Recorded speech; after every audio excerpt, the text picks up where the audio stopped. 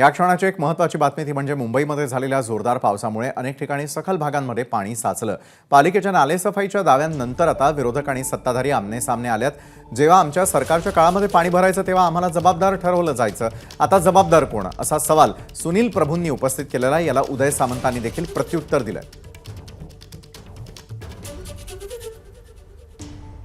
आज पाऊस 2 वर्षापूर्वी पडला तेव्हा उद्धव ठाकरे आणि आदित्य ठाकरे यांनी नालेसफाई केली नाही म्हणून बोंबाबोंब केली जाते। मग आज असं आहे की आज महापौर नाही आहेत, नगरसेवक नाही आहेत आणि प्रशासक आहेत मुख्यमंत्र्यांच्या आधिपत्याखाली।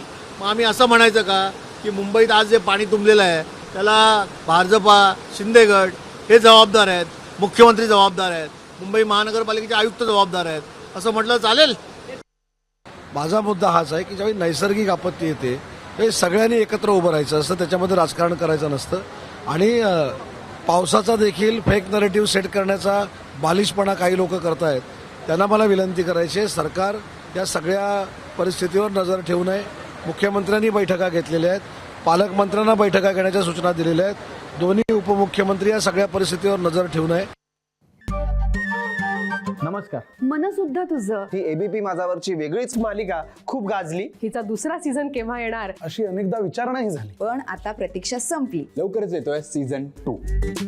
मन शुद्ध तुझं होई मन शुद्ध तुझं